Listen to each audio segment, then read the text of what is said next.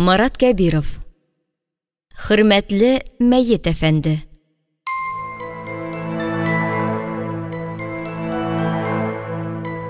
Дүп-дүп-дүп.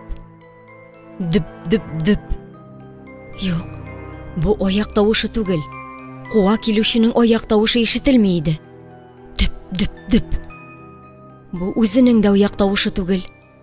Бу гүзәлнең йөрәге шулай тибә.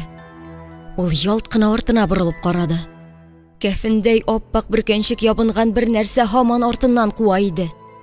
Рәк. Аның сулышы хатынның колак төбендә генә ишетелгәндәй булды. Арка үзәге буйлап кабер салкыны йөгерде. Бала йоннары кабарды. Ул кычкырмакчы булды. Тавышы чыкмады.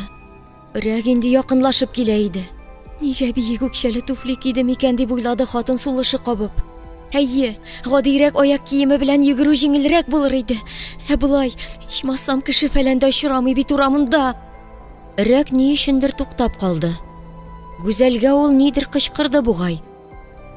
Кәшилүк дигәне ишетелде. Кәшилүген сорый микәнни? Бүген генә хезмәт хакы алган иде. Оннан да колак каксаң, ай буена суган суы суырырга туры киләчәк. Ярый, анысына да түзәр идең әле. Үтерсә? Буларны уйлаган сайын йөрәге жу итеп куйды. Туфлине салырга кирәк. Йөгерергә җиңелрәк булыр. Хатын артына борылып карады да туктап җиргә чүгәләде. Калтыранган куллары тыңламады, аяк киемен тиз генә сала алмады. Рәк инде якынлашып килә иде. Хатын бер туфлиен кулына тотып, берсен аягына кигән хәлдә тагы йөгергә тотынды. Хәзер ул титаклый гына иде. Булай биек үкчәләрдә йөгерүгә караганда да кыенрак иде. Рәкнең сулышы җилкәсенә бәрелде. Тукта, дип боерды Рәк. Кая качасың? Тукта! Гүзәлнең йөрәге тамагына килгәндәй булды. Курку хисе һәрбер күзәнәгенә таралып, хәрәкәтләрен хәлсезләндерде. Буыннарын йомшартты. Ул йөгереп барган җирдән салкын асфальтка барып төште. Кулындагы туфлие каядыр очты. Беттем дип уйлады ул, янына ак бүркәнчекнең килеп басканын күреп. Караңгыда Рәкнең йөзе күренми иде. Бүркәнчек иченнән аның көлүе ишетелде. Бу тавыш гүзәлнең җанын тәнен айкады. Бар тирә-як караңгылыкка түгел, шушы шомлы көлүгә һәм чиксез курку хисенә төренгән сыман иде. Гүзәл иреннәрен ялап алды. Күңелендә ниндидер өмет ялтлап китте. Үлем алдыннан кеше әҗәлнең котылгысызлыгына ышанып җитми. Мөгъҗизага өмет баглый икән. Гүзәл дә шундый халәттә иде. Дип ыңгырашты ул калтыранган тавыш белән. Зинһар өчен тимәгез миңа. Үтермәгез, зинһар. Кинәт ул каударланып сумкасын актарырга кереште. Акча кирәкме сезгә? Хәзер. Рәк тагын көлде. Ну, йөгереп тә карыйсың, диде ул әллә нинди куркыныч тавыш белән. Көчкә куып җиттем. Гүзәл аны ишетмәде. Ул акча янчыгын эзләде. Хәзер табам, хәзер акча бар ул. Курыкма син. Гүзәл өметсезлеккә бирелеп катып калды. Булай булгач, акча биреп котылу мөмкинлеге юк димәк. Ак бүркәнчек аны һәлак итәчәк иде. Гүзәл еларга кереште. Зинһар өчен тимәгез миңа, тимәгез инде. Дип көлде Рәк, һәм Гүзәлнең чәченә үрелде. Курыкма син, үскәнем. Аннан соң хатынның башыннан сыйпап нәрсәдер сузды. Син кошелегыңны төшереп калдырдың. Мә, башкача ташлап йөрмә. Бираздан Рәк аңа туфлиен китереп бирде. Аягыңа киеп йөр. Пыяла кадалмасын. Хәсәннең күңеле күтәренке иде. Бу аның ашкынулы адымнарыннан ук күренеп тора. Ул кулындагы чәчәкләрне ниндидер бер фыртавайлык белән борынына китереп, татлы тавыш чыгарып иснәде дә, канәгать елмаеп куйды. Аннан соң авыз эченнән генә җыр сузып җибәрде. Сине генә сөям, сине генә көттем, сине генә күрәсем килә. Ул төнге шәһәрнең караңгы урамыннан атлый иде. Хәер, урамда түгел әле. Йортлар арасыннан ишек алдына кергән иде ул. Сигән яры белән очрашу дәрте күзен томалаган. Инде хатыны да көтә иде әлбәттә. Ләкин шит хатыннар белән очрашуның үз ләззәте, үз тәме. Бигрәк тә тормышың җитеш булып, яшең 40-тан узганда. Көтмәгәндә каршысына килеп чыккан ак нәрсәдән куркып, ул сикереп куйды. Күкрәгеннән ниндидер аваз бәреп чыкты, кулындагы чәчкәсе җиргә төшеп китте.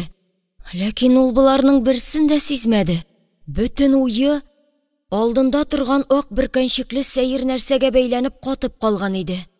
Өрәк! Аның алдында өрәк тора лабаса.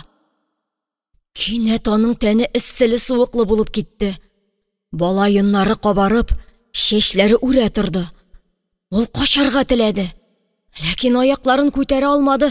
Әйтерсең, алар бер мизгелдә ниндидер мугҗиза белән тамыр җәйгән иде. Матур җырлыйсың, диде өрәк кабердән чыккан салкын тавыш белән. Ул инде калтырана башлаган ирне әйләнеп чыкты да, җан өшеткеч итеп көлеп җибәрде. Аннан соң һәр сүзенә басым ясап әйтеп куйды. Мин дә сине генә көтә идем. Кем син дип сорамакчы булды. Тик тавышы чыкмады. Бары тик күзләре генә тәгәрәп төшәрдәй булып түгәрәкләнде. Мин өрәк, диде ак бөркәнчек уйларын белеп торуы белән Хәсәнне тагы да ныграк куркытып. Теге дөньядан кайтып киләм. Хәсән бу тавышның кайдан килгәнен тиз генә аңлый алмады.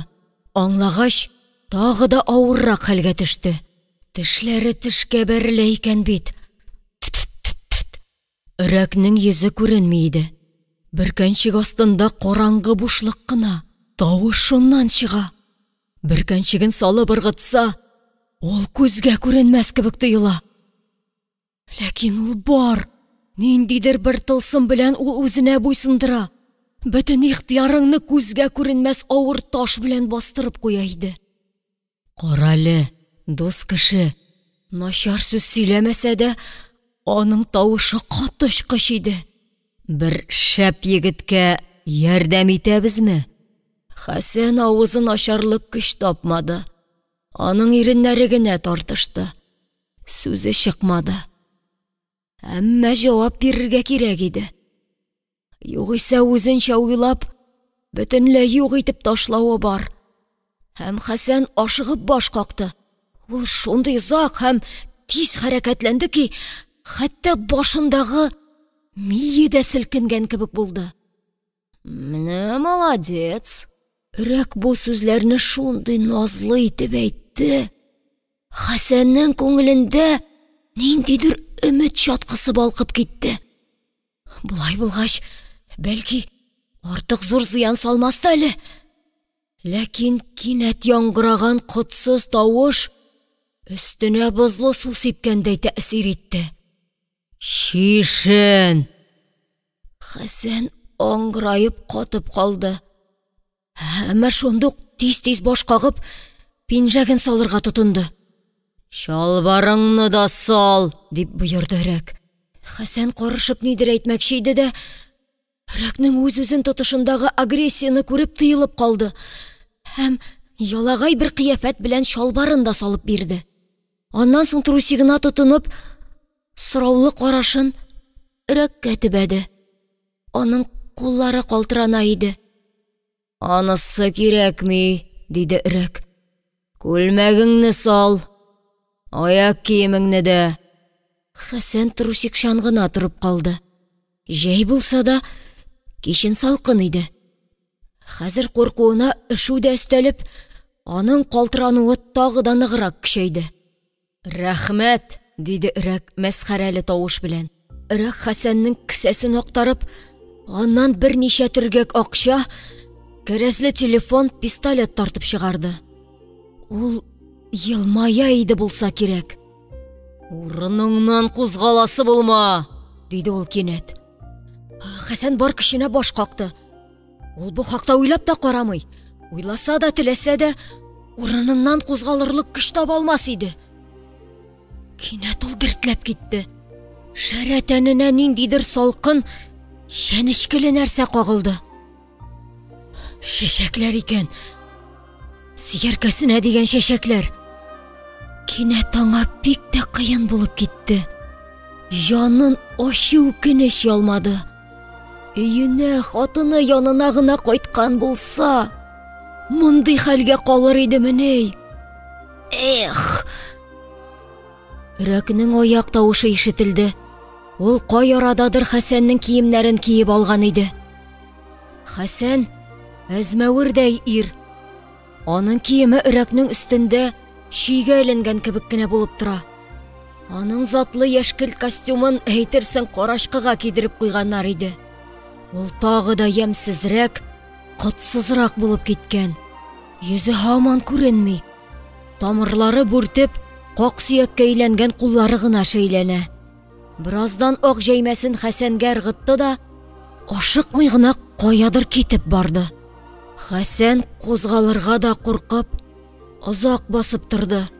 Аннан соң өрәкнең башкача килмәсенә тәмам ышангач, җәймәне алып ябынды.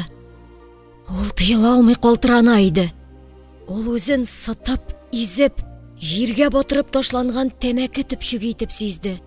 Кешенең байлыгы да, үз-үзен көчле зат итеп тоюы да иллюзия генә икән. Теләсә кемне, теләсә нинди вакытта юкка чыгарып, бер мискенгә әйләндерә ала торган дөнья икән бу. Сәкинәнең фатиры 2 бүлмәле иде. Мебель-фәләне бик затлыдан түгел. Ишек төбендәге иске тумбочка өстендә торган телефон яңа да, бик кыйммәтле дә бугай. Һәр хәлдә фатирдагы бердән-бер затлы нәрсә шул телефон гына. Стенадагы бойлар да хан заманыннан бирле тора булса кирәк. Төсләре уңып беткән. Бер якта сыбайлы 3 баһадир төшерелгән килем, икенче якта Закирҗанның портреты эленгән. Кара тасма белән уратылган портрет алдында Сәкинә басып тора. Кырыклардан узган бу хатын мәтәм киемен салмаса да, кайгыруы артык күзгә ташланып тормый иде. «Эй, Закирҗаным, бәгырем», диде ул, портретны карашлары белән иркәләп. «Урының җмахта булсын инде. Авыр туфракларың җиңел булсын». Ире аңа кызганыч иде. Иртә үлгән һәр кеше шулай кызганыч була. Закирҗан да бик вакытсыз китте. Аңа әле яшәргә иде. Әлбәттә, яшәүе белән бик куандырмады да Закирҗан. Гади эшче иде. Акчага да тиенмәделәр. Тапканы ышынышка ялгарлык кына булды. Вакыт-вакыт ишеп тә кайткалады. Андый чакларда күрә алмый иде Сәкинә. Җин ачулары чыга иде. Кияргә юньле кием, ашарга татлы ризык юк. Ә ул ишеп йөри. Мондый чакларда кара тавыш чыга иде гаиләләрендә. Бураннар уйнап тора иде. Тора-бара хатын җаен тапты. Ире аз гына салып кайтса да милиция чакыртты. Закирҗанны ябып куйдылар. Ә хатын иреккә чыкты. Яшәүенең рәте чираты булмаса да, үлеме кызганыч иде аның. Үз көенчә генә гомер итсен иде шулай. Файдасы бик булмаса да, артык зыяны да юк иде. Шулай да, иренең үлеменнән соң ул үзен җиңелрәк хис итте. Иңеннән авыр йөк төшкәндәй булды. Моның өчен бик гайрәләнмәде ул. Ныклабрак тикшерсәң, һәр хатын-кызның күңелендә ул фәкать үзе генә белгән хәшәрәт уйлар, яман ниятләр ятадыр әле. Хәзер Сәкинәнең 4 ягы кыйбла, ни теләсә, шуны кыла. Кемне теләсә, шуныкы була ала иде.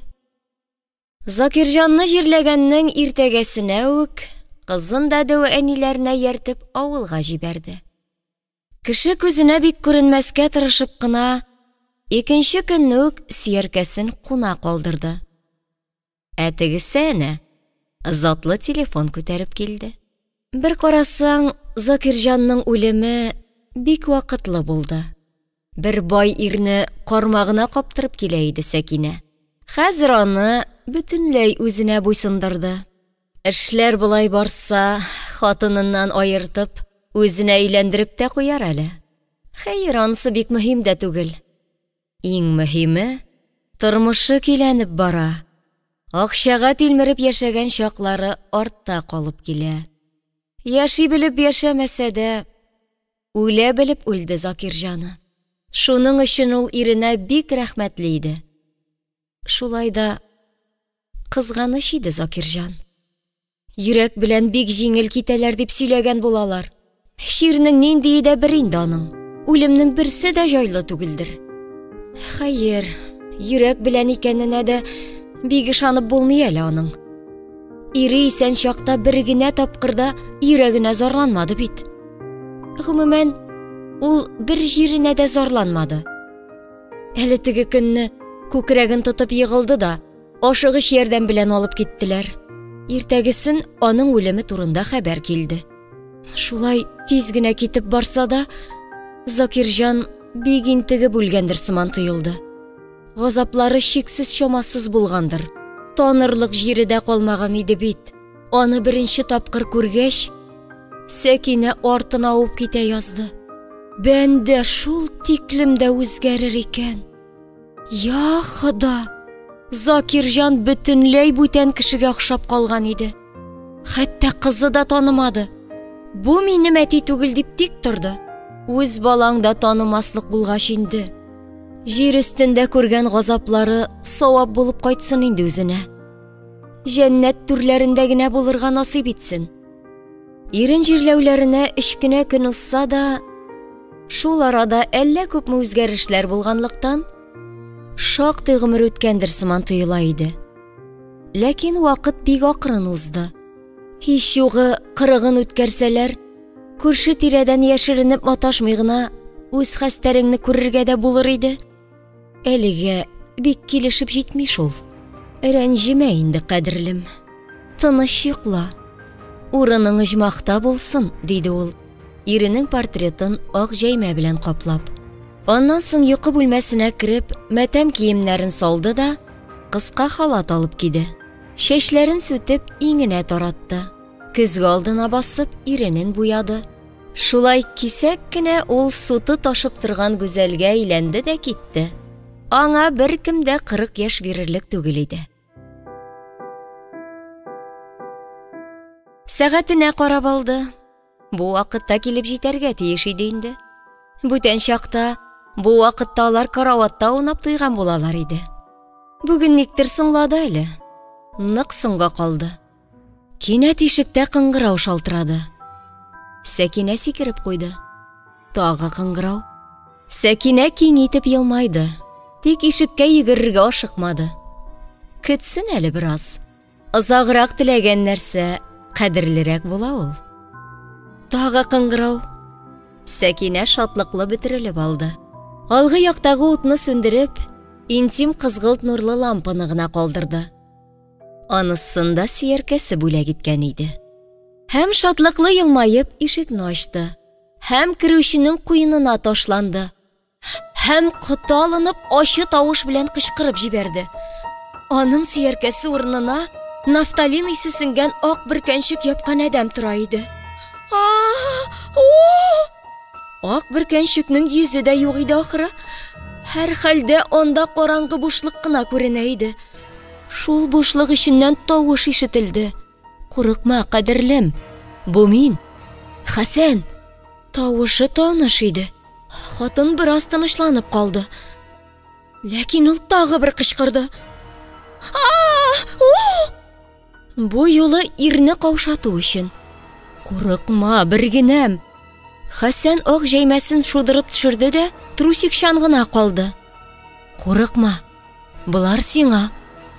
Хәсән аңа чәчәкләр сузды. Хатын бер тынаптырап карап торды да, ирен чите белән генә елмаеп, чәчәкләрне өстәлдәге вазыга утыртты. Розалар нурланып балкымады. Алар таушалып беткәнлектән, карт сирәлчеккә охшап тора иде. Ир Сәкинәне куенына алды. Хатын бераз гына назланды да, аны читкә этәрде. Хәсәннең тәненнән дә нафталин исе килә иде. Бар, юынып чык, диде хатын назлы елмаеп. әллә нинди иссенгән. Һәм ирнең кыяфәтенә карап кычкырып көлеп җибәрде. Хәсән уңайсыз хәлдән тизрәк котылырга теләп, ваннага юнәлде. Нәрсә булды? Чыккач сөйләрмен. Ләкин Сәкинә аның юлына аркылы төште. Хәзер үк сөйлисең. Нәрсә булды? Хәсән ни әйтергә дә белмәде. Ул сабагын оныткан шәкерт кебек бер ноктага текәлеп тынып калды. Сәкинә тагын көләргә тотынды. Киемнәрең кайда? Хәсән ык-мык итте, кызарынды. Өрәк белән булган хәлне исенә төшерүдән генә дә аның тәненә бала йоннары калкып чыкты. Иреннәре күкшелләнеп калды. Бер теләнчегә бирдем, диде аннан соң. Әйе, бер теләнчегә бирдем. Телефоныңны дамы? Хәсән үзе дә сизмәстән бар көченә баш какты. Акчаңны дамы? Хәсән тагы баш какты. Аннан соң кыенсынып кына өстәп куйды. Әйе, барысында кисәдә киткән. Хатын кинәт хөкемдарга әверелде. Бирмә берәүгә дә, диде ул баласын әрләгән ана тавышы белән. Чит кешегә мал таратып йөрмә. Әмма Хәсән бөтенләй буйык тавыш белән каршы төште. Кызгандым мин аны. Ул бик жалка булды. Ул теләнчен әйтәм. Кызгандым. Алар миңа да кызганыч, диде хатын тәләпчән тавыш белән. Тик мин берсенә дә бирмим бит. Син дә бирмә.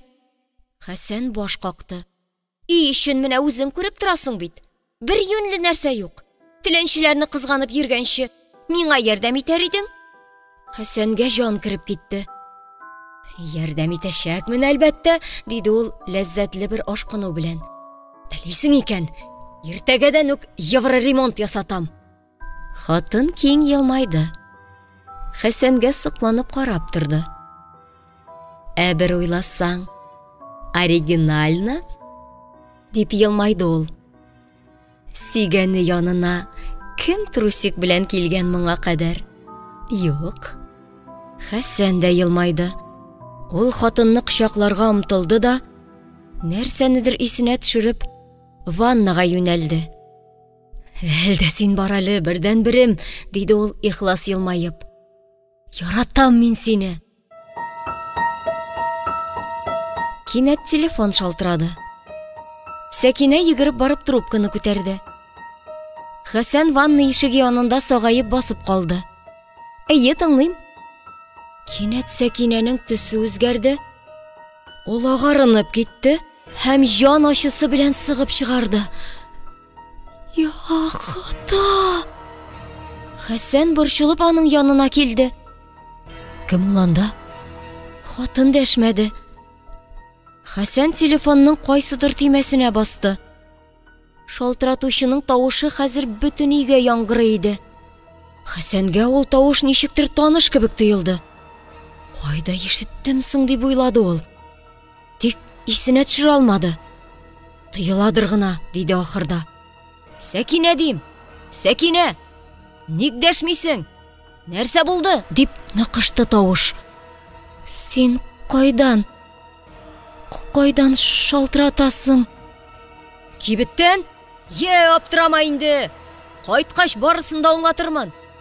Сәкинәнең кулыннан трубка төшеп китте. Я Ходай!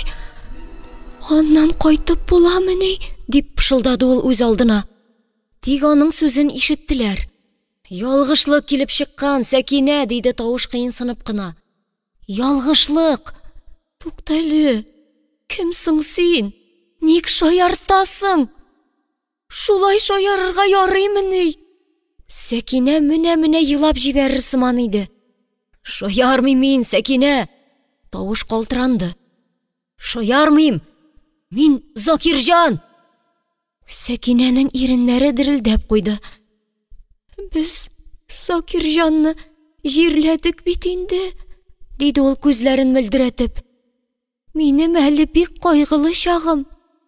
Зинһар бүтән алай кыланмагыз. Ул телефон төймәсенә басты. Тагын телефон шалтырады. Сәкинә төймәгә басты. Сәкинә, тағын мин әле бу. Закирҗанны җирләдек дисеңме син? Әйе, 3 көн элек. Моның булуы мөмкин түгел. Сәкинә моңсуланды. Мөмкин икән шул. Теге башта югалып калдылар шикелле. Туктале. Мин кемсең алайса? Шамаңны белебрәк ишәргә кирәк, дип кызды Сәкинә. Башыңны югалтмаслык итеп. Һәм телефон тимәсенә басты. Нинди псих булды соң бу? Тавышы чынлап та охшаган, диде Сәкинә, икеләнгәндәй итеп. Кабереннән шалтыратмыйдыр бит инде. Тынлык урнашты. Авыр тынлык. Бит ул килергә дә мөмкин. Сәкинә уйга калды. Килсен. Бутарлыйм мин аны. Хатын аңа назлы караш ташлап алды. Юк, кадерлем, ярамый. Җирләгәне безгә 3 кенә көн. Икебезне бергә күрсәләр, килешеп бетмәс. Тын калдылар. Икесенең дә күңелендә әллә нинди авыр тойгы иде. Син кайт инде бүген, җаным, диде Сәкинә. Хәсән каршы килмәкче иде дә, хатынның хаклы икәнен аңлап тыелып калды. Әйе, чынлап та кайтырга гына кала инде хәзер. Сәкинә йокы бүлмәсенә чыкты да, киемнәр күтәреп килде. Менә, сиңа бәләкәй булыр инде. Тик нишлисең? Чынлап та бер нәрсә дә эшләп булмый иде. Хәсән Закирҗанның киемнәрен киде. Шалбары тар да, кыска да иде, күлмәге киндектән генә. Бу киемдә ул бик мәрәкә күренсә дә, берсенең дә көләсе килмәде. Такси гына тотарсың инде, диде Сәкинә. Менә сиңа юллык акча. Җитәр бит. Акча җитәрлек иде. Акыллы да хатын инде бу Сәкинә. Хатын түгел, алтын. Хәсән бу мизгелдә Сәкинәгә табынырга да әзер иде. Сау бул, җаным. Хатын аның яңагыннан үбеп алды. Хәсән дә үбеп җавап бирде. Исән тор. Бер хәл булса, шалтырат. Хәсән чыгып киткәч, өй бөтенләй бушап калды. Хатын үзен япа-ялгыз итеп тойды. Кем шулай шаяртты икән соң? Булай кыланырлык якын танышлары да, усал ният белән җан кыярлык явыз дошманы да юк иде бит. Закирҗанның дус ишләре дисәң, юкла, булмас. Булачага түгел бит инде. Кем соң? Кем соң? Тавышы бик тә охшаш иде. Сөйләшү рәвеше дә. Әллә үзе микән? Кабердәнме? Сәкинәнең күңеленә чиксез шом йөгерде. Мәйет 3 көн җир астында ятканнан соң телефоннан шалтырата аламы? Юк, әлбәттә. Алайса кем соң? Закирҗан тавышы белән кем шалтырата соң? Кем? Аяк өсте теш күрми бит инде ул. Уяу килеш саташып та йөрми. Ул саташса да, Хәсән саташмыйдыр. Димәк, аңа чынлап шалтыраттылар. Канәгать булып китмәсә, әрвахлар өрәк булып кайта икән дип сөйләнүләре чын микән соң әллә? Закирҗанны ашыктырыбрак күмделәр шул. Якын туганнары кайтып җиткәнен дә көтмәделәр.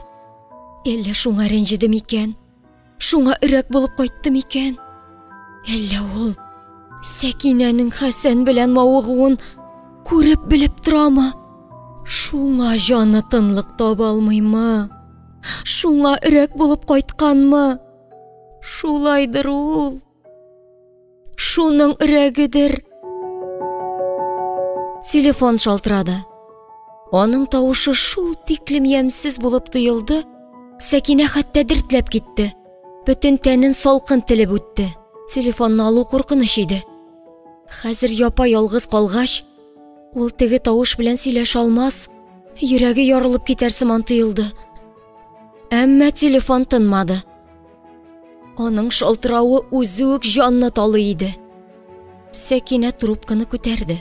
Сәкинә, ишекне ачарга әзерлән. Мин подъездга якынлашып киләм. Хатын катып калды. Кулыннан трубкасы төшеп китте. Әмма аннан килгән тавыш дәһшәтле бер дулкын булып, бөтен фатирга таралды. Ник дәшмисең? Әллә ышанмыйсың? Сәкинәнең иреннәре күгәреп калтыранырга тотынды. Тавышымнан танымыйсыңмы ни? Ник дәшмисең? Хатын нәрсәдер әйтергә теләде, тик иреннәре генә тартышты. Ә җирләүегез хакмы? Дип үҗәтләнде тавыш. Ашыккансыз. Ашыкмаска иде. Сәкинә хәлсезләнеп идәнгә чүгәләде. Тавыш телефоннан түгел, күкләр күкрәгеннән ишетелгән сыман иде. Закирҗанның җаны адашып йөргән күкләр катыннан килә иде тавыш. Шуңа да ул шомлы, бөтен барлыгыңны актарып ташлый. Күзәнәкләреңне курку белән тибрәнергә мәҗбүр итә. Бу дөньяда куркудан башка, йөрәгеңне ярсып шәбәләнергә мәҗбүр иткән, котыңны алып, бөтен эчтәлегеңне мәсхәрәләгән куркудан башка бер хис тә калмагандыр төсле иде. Хатын бөтен батырлыгын туплап торып басты. Як-ягына карана гына тәрәзәгә табан атлады. Һәм кискен хәрәкәтләр белән ачык калган форточканы ябып куйды. Аны кемдер карап, күзәтеп торадыр сыман иде. Тәрәзә пәрдәләрен тартып чыкты. Теге тойгы таралмады. Кемдер күзәтә кебек.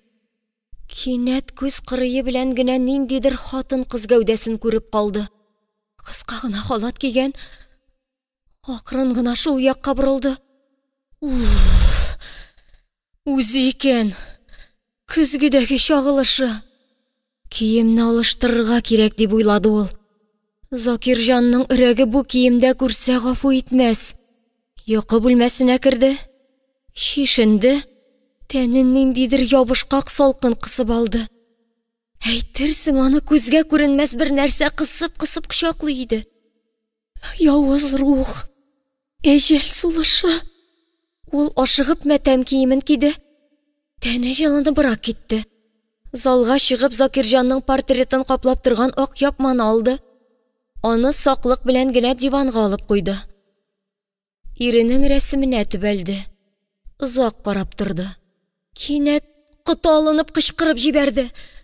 Закирҗан аңа күз кысты. Стенадагы рәсемнән. Чынлап та кыстымы ул? Әллә тыелды гынамы? Кем белә? Сәкинә аннан күзен ала алмыйча озак торды. Закирҗан башкача күз кысмады. Кинәт ишектә кыңгырау шалтырады. Сәкинә сикереп куйды. Арка үзәге бозга әйләнде. Тагын кыңгырау. Хатынның акайган күзләре менә атылып чыгар төсле иде. Ул ишеккә таба атлады. Туктап калды. Кем анда? Хатын үз тавышын танымады. Мин бу! Закирҗан! Хатын куркудан кычкырып җибәрде. Ишекне ачмады. Йозак тишегенә ачкыч тыктылар. Бурган тавыш ишетелде. Сәкинә күзгә күренмәс һәлакәттән сакланырга теләгәндәй, кулларын алга сузып тәрәзә янындагы почмакка чигенде.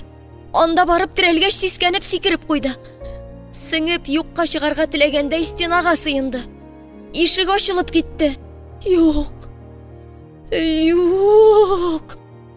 Хатын стена буйлап шуып төште. Ишек төбендә зур пакет күтәреп, Закирҗан басып тора иде. Хәлләрең ничек? Ник ишек ачмыйсың? Диде ул. Хатыны ягына атлап, кулындагы пакетын кухняга кертте дә, Сәкинә янына килде. Курыктыңмы әллә? Чынлап җирләдегезме ни? Мин бит шаяртасын икән дип торам. Бер артлы яудырылган сорауларга җавап ишетелмәде. Сәкинә хуштан язган иде. Закирҗан аны диванга күтәреп салды.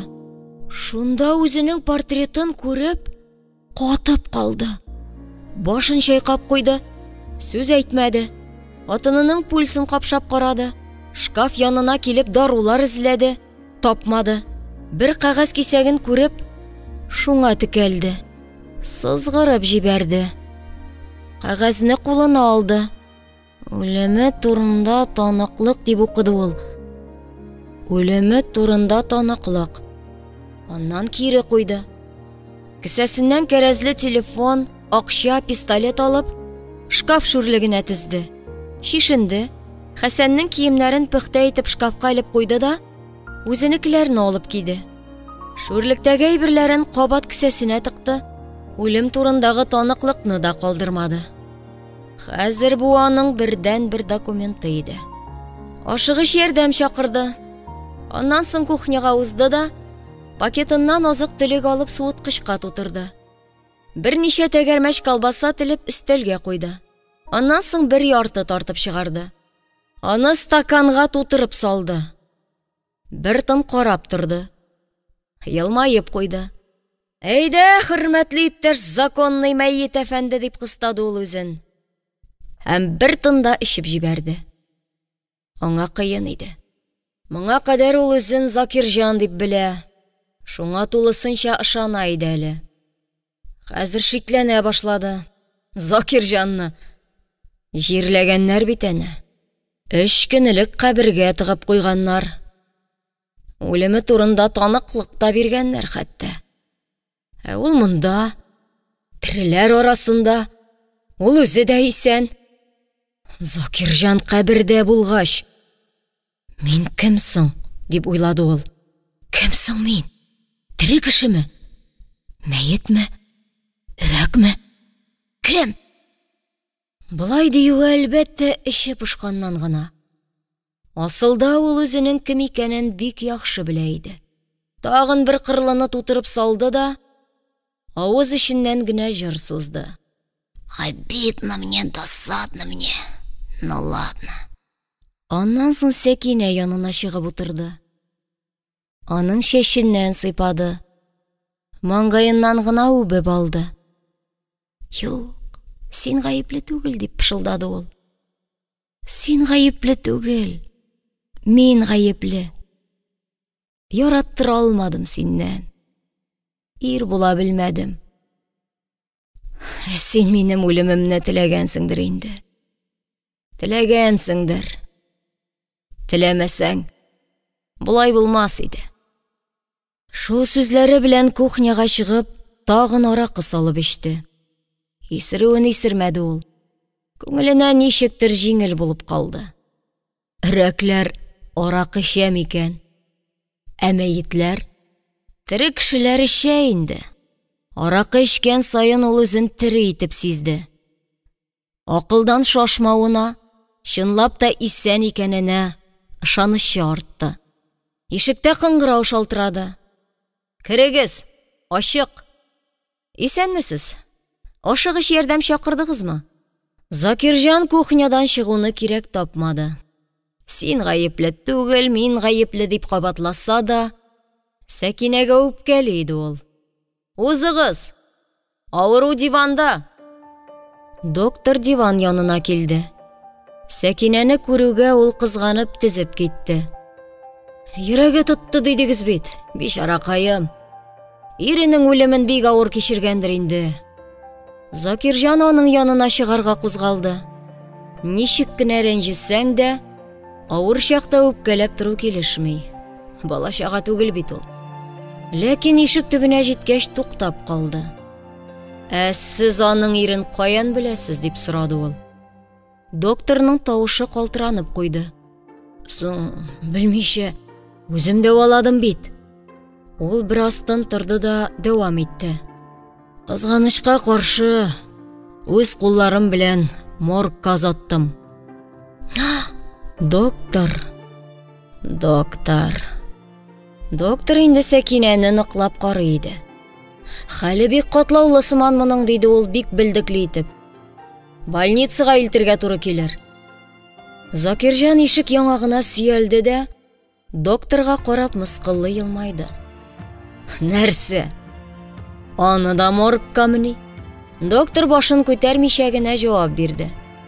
Шаярмагыз, йөрәк белән шаярырга ярамый. Ярамый шул, доктор. Закирҗанның тавышындагы әрнүме нәрсәдер аны башын күтәрергә мәҗбүр итте. Һәм доктор Закирҗанга карады да, нидер әйтергә дип ачылган авызын ябарга да онытып, катып калды.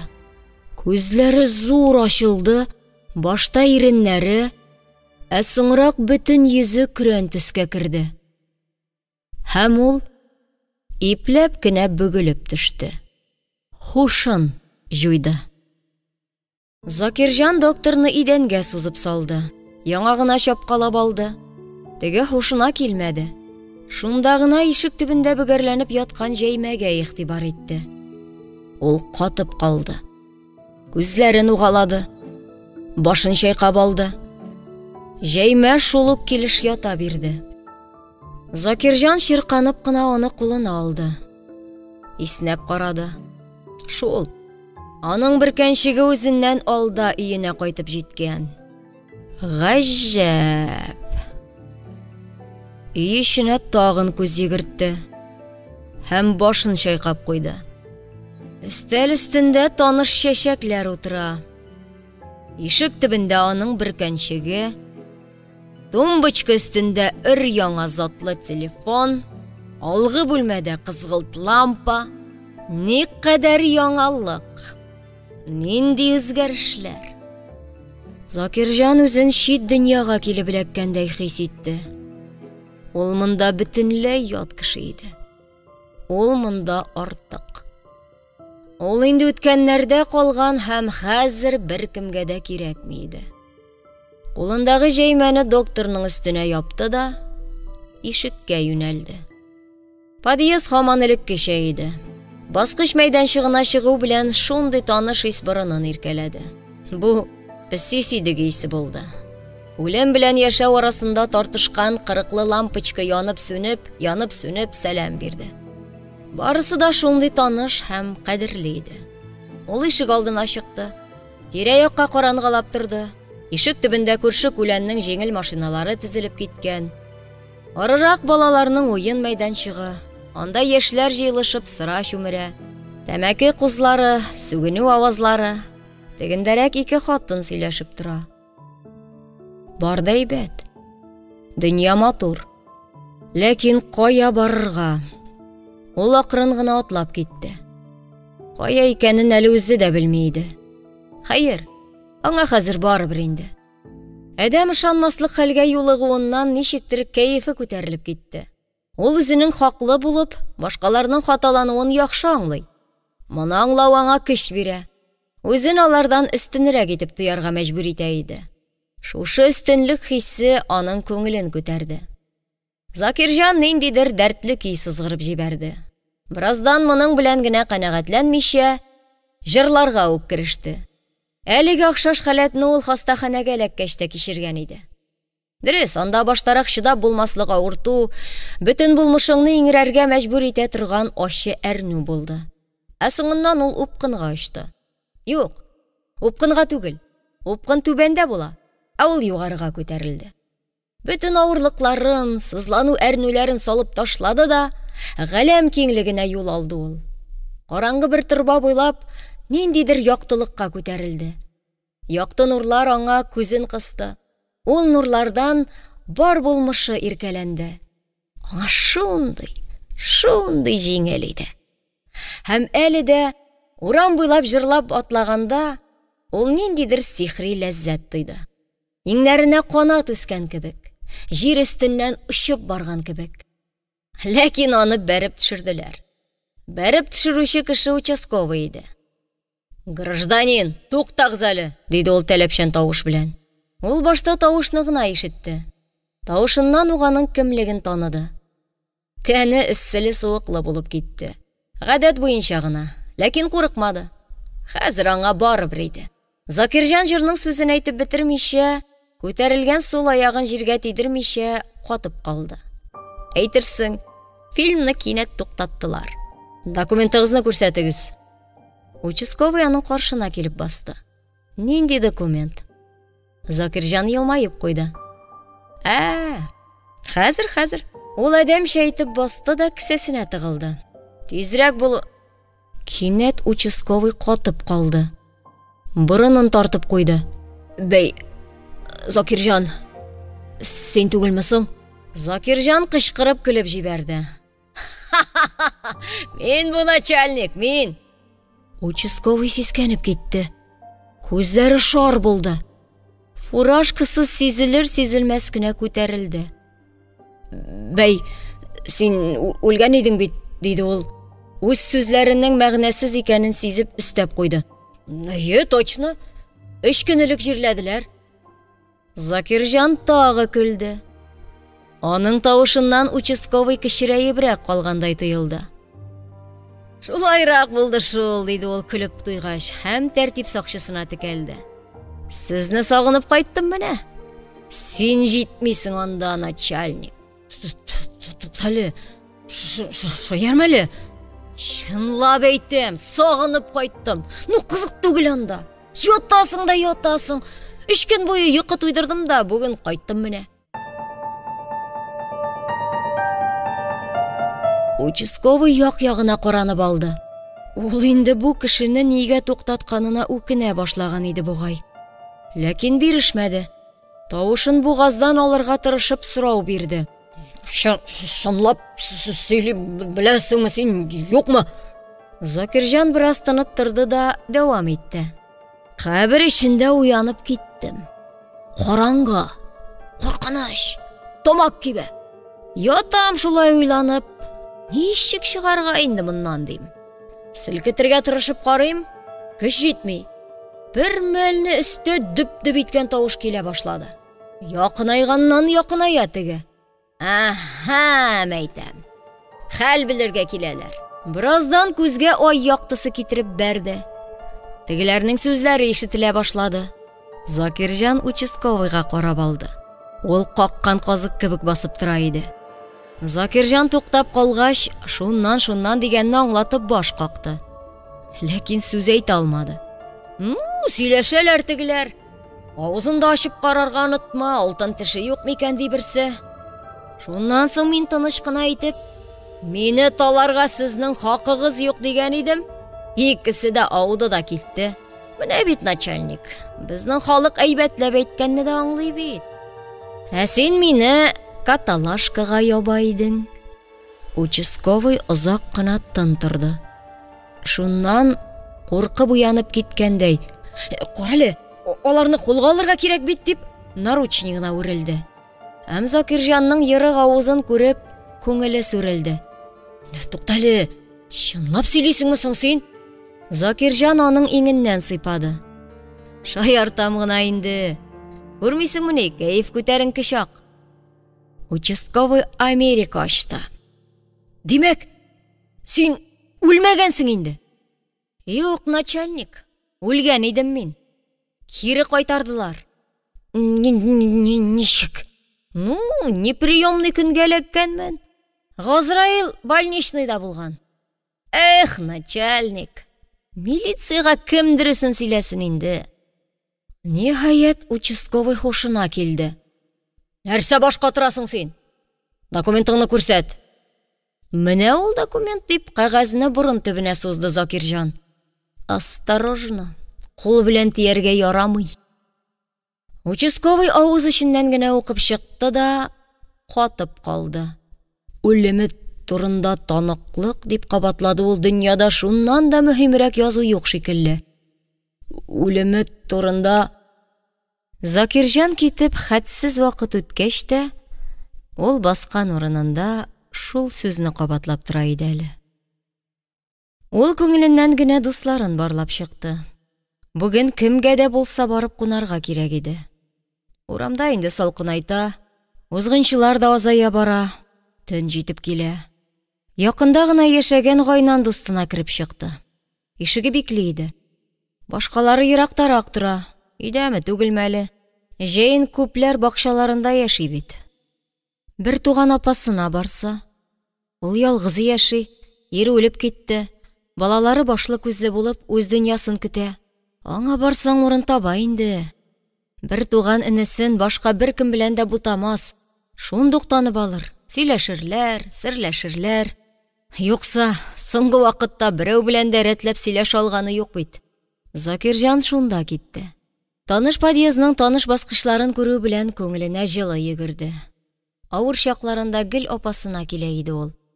Күңелен бушатып, аның җылы сүзен, эшлекле киңәшләрен ишеткәч, җаны тынычланып кала. Яшәүгә дәрте арта иде. Ул авыр сулап куйды. Хәзер барысы да шул. Идегә калдымыни инде. Шулайдыр шул.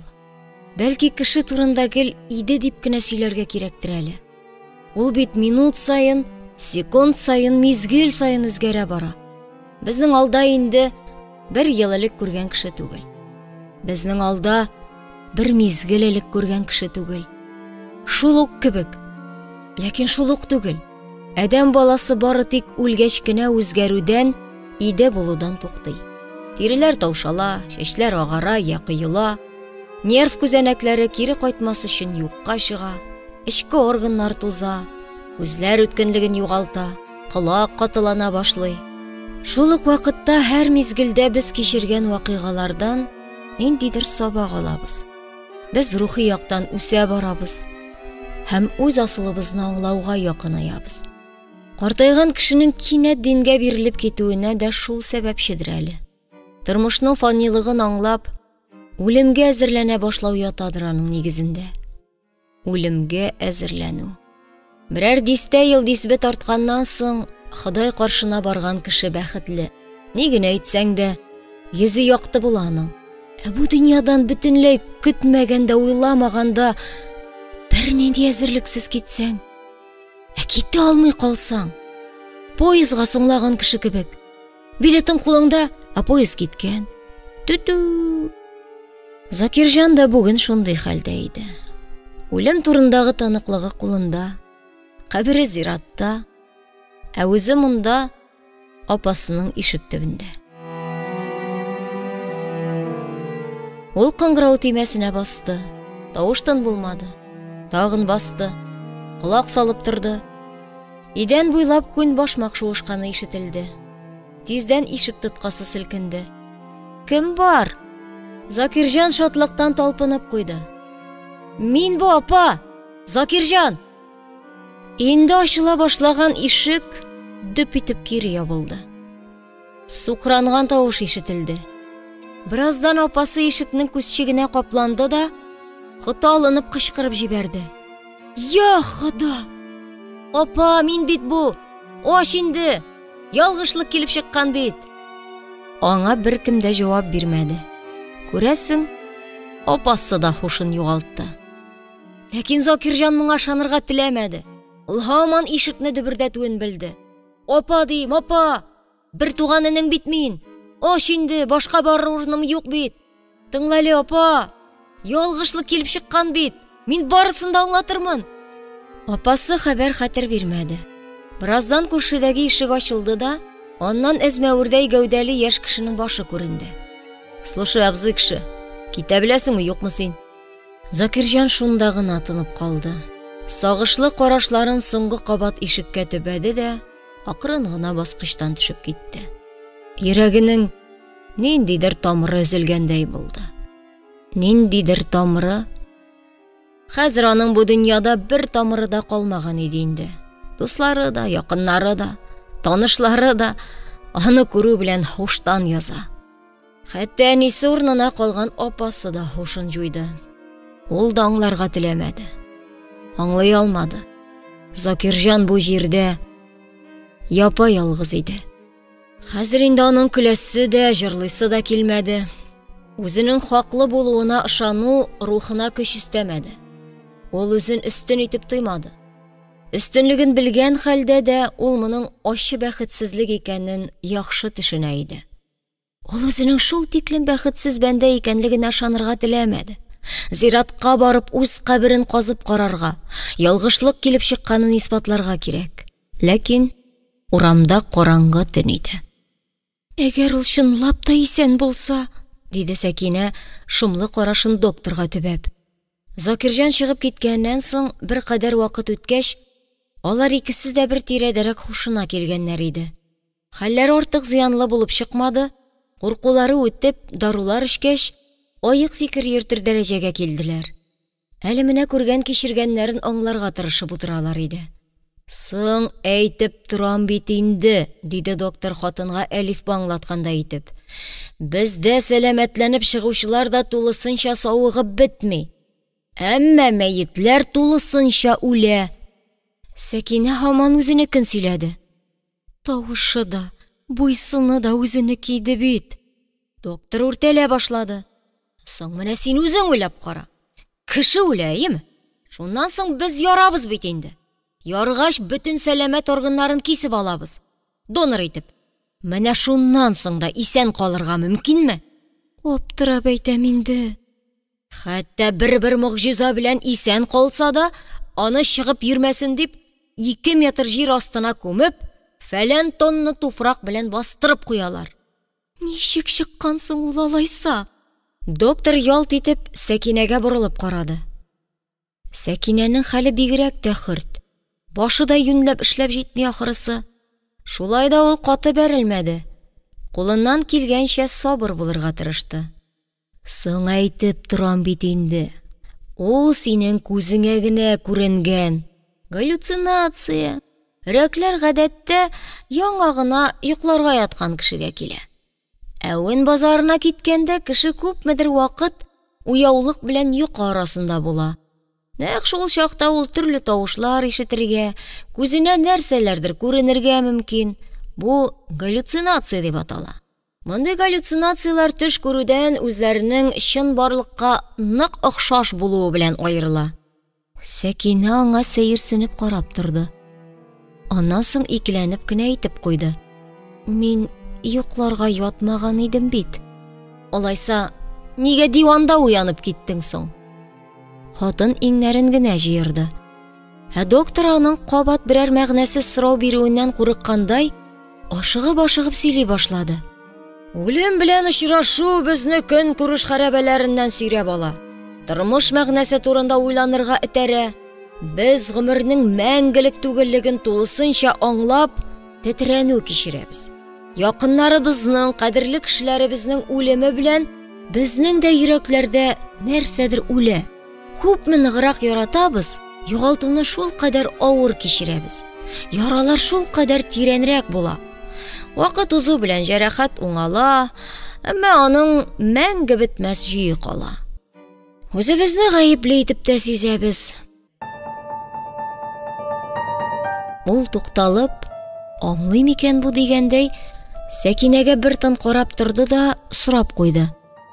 Сез аның белән әйбәт яшәдегезме? Хатын бераз уйланып торды.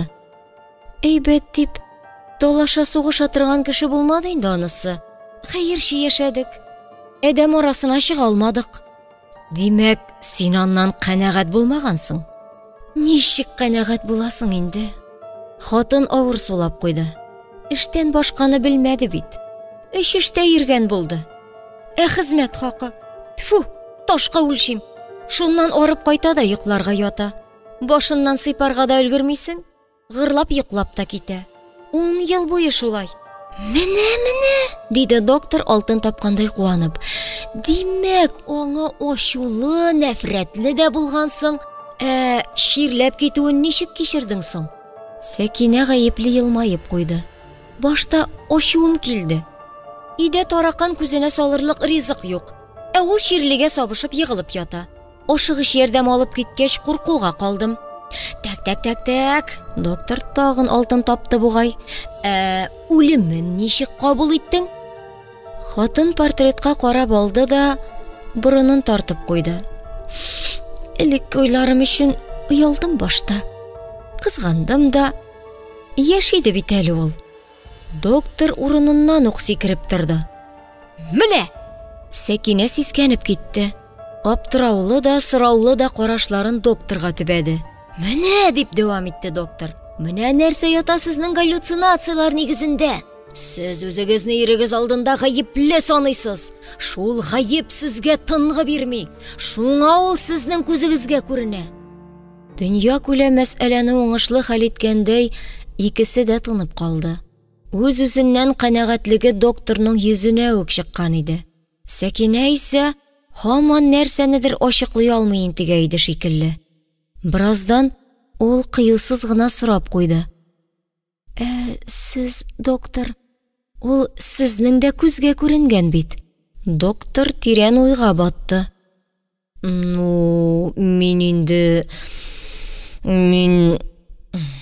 Миндә дә шундый ук хәлдер, диде ул ниһаят. Тиешенчә дәвалап, аны үлемнән алып кала алмаган өчен үземне гаепле саныймдыр. Тынлык урнашты. Кинәт Сәкинә нәрсәнедер исенә төшерде. Доктор, бит ул телефоннан да сөйләште. Саңа әйтеп торам бит, галлюцинация бу. Күзгә күренә, колакка ишетелә торган нәрсә. Сәкинә бер тын икеләнеп торды да тәвәккәлләде. Мин генә ишетмәдем бит аны. Әйтсәм әйтим инде.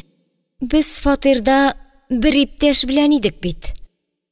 Димәк, анда да галлюцинация, диде доктор шуны гына көткәндәй. Кинәт ишектә кыңгырау шалтырады. Икесе дә катып калдылар. Бер-берсенә карашып алдылар. Доктор медикаментлар тутырылган чемоданын җыярга кереште. Мин куркам, доктор. Доктор елмаерга итте. Ләкин йөзендә көзән җыергандагы гариплек кенә пәйда булды. Ахырда ул ишеккә ымлады. Ошарга керек. Сәкинә кылт иткән тавыштан да һушын җыяр хәлгә җитеп, ишеккә юнәлде. Кем бар анда?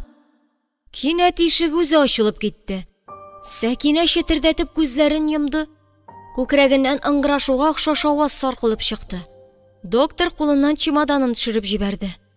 Бу мин идем, участковый. Исәнмесез? Икесе дә күзләрен ачты.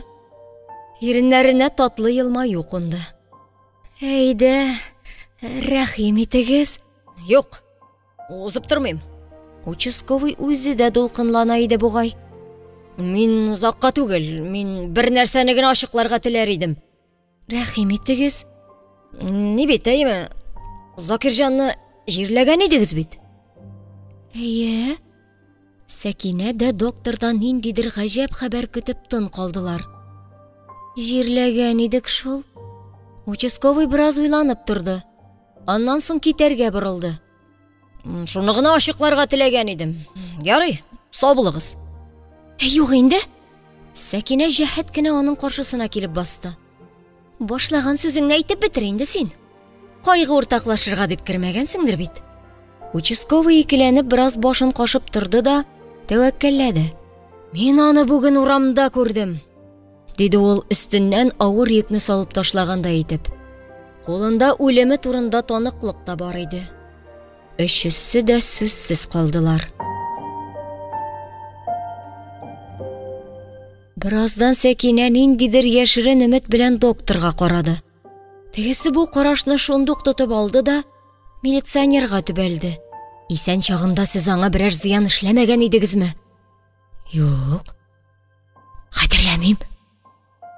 Алдашасыз, диде Сәкинә, бәпкәсен курчалаган ана касыман муенын алга сузып. Кем аны бер гаепсезгә 15 тәүлеккә ябып куйды? Участковый уңайсызланып калды. Бей, анысы сүз тыңлап кына бит. Үзегез кушканга гына. Син бит аның гаепсез икәнен белә идең. Соң булгалады инде. Акчаның да кирәк чагы иде.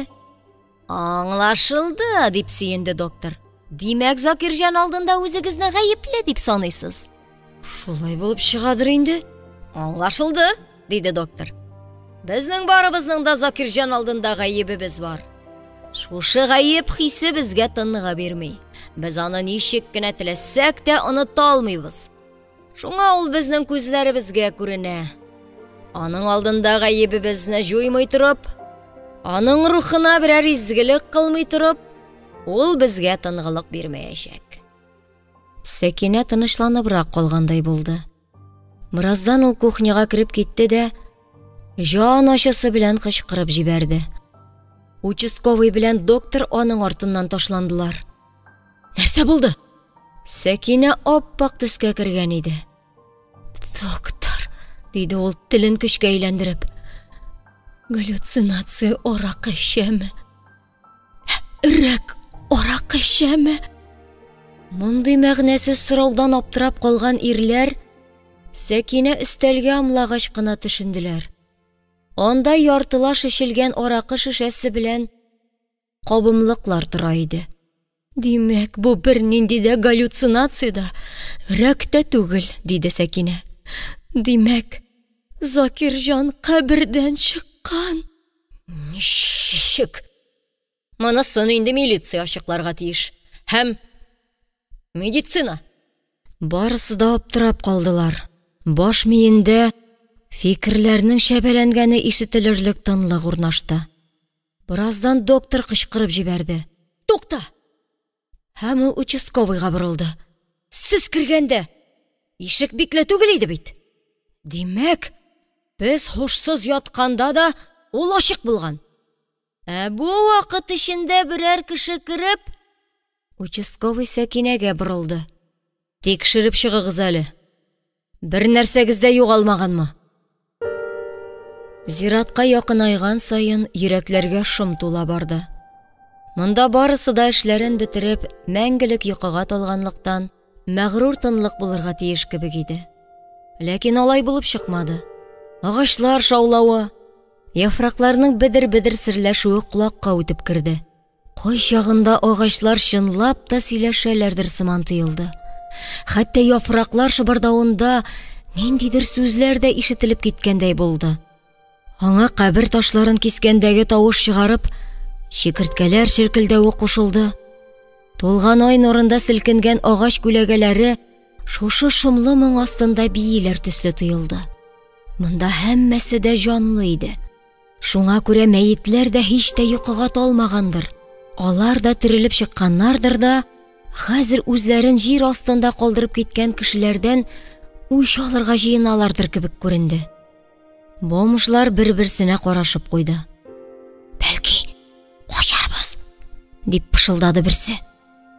Икенчесе ирененә бармагын куйды да, башын кагып, алда атлаган кечкенә буйлы ябык кешегә күрсәтте. Ишетеп калмасын янәсе. Төн уртасында гаражлар арасына килеп, аларның тынычлыгын бузган бу кешене башта акылга утыртырга теләгәннәр иде алар.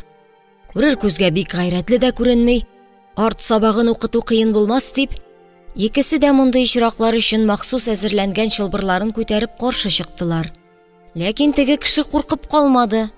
Дәшми-тынмый гына кесәсеннән пистолет чыгарды да, берсенең аяк астына атып җибәрде. Һәм мондый хәлдән тора ташка әйләнгән бомжларның чылбырларын алып, әллә кая атып бәрде. Аннан соң икесен дә гараж стенасына аркалары белән терәп куйды да, тәмәке кабызды. Без сакланырга гына теләгән идек дип, сүзләрен сытып чыгарды берсе. Без явыз ният белән түгел. Таныш түгел кеше дәшмәде. Бомжлар бу тынлыкның юньлегә түгеллеген чамалап, баскан урыннарыннан кузгалырга ашыкмадылар. Авыз ачып, тагын берәр сүз әйтергә дә йөрәкләре җитмәде. Мин сезгә туйганча ашарлык акча бирәм, диде таныш түгел кеше. Сез миңа ярдәм итәсез. Килештекме? Аларның башка чарасы юк иде. Әлбәттә, эшнең бик авыр һәм пычрак булачагын чамалыйлар иде. Юньле нәрсәгә аларны беркем дә чакырмый. Ләкин төн уртасында зиратка бару турында аларның башына да килмәде. Ләкин хәзер ни дә булса үзгәртергә соң иде инде. Алар төнлә белән зират эченнән атлыйлар иде. Ниндидер яман тавышлы кошлар кычкырып җибәрә, вак ботаклар сынганы ишетелә, черкиләр безелди, салкын җил исеп куя. Таныш түгел кеше кинәт бер кабер янында туктап калды. Тирә-якка каранып алды. Сез бер нәрсә дә ишетмәдегезме дип пышылдады ул бераздан. Бомжлар юк дигәнне аңлатып баш чайкады. Таныш түгел кеше пистолетын чыгарды. Тегеләрнең чигенеп куюын күргәч елмаеп җибәрде һәм кулындагы озынча чехолны аларга бирде. Якында гына кырыган ботаклар сынганы ишетелде. Бу юлы барысы да үзара карашып куйды. Монысы инде уен түгел. Я берәр зур җанвар, я кеше булырга тиеш иде. Таныш түгел кеше шул якка пистолетын төбәде. Шул халәттә озак басып торды. Тавыш башкача ишетелмәде. Бераздан ул коралын кесәсенә тыкты да бомжларга ымлады. Киттек. Алар ары атладылар. Барысы да киеренке халәттә иде.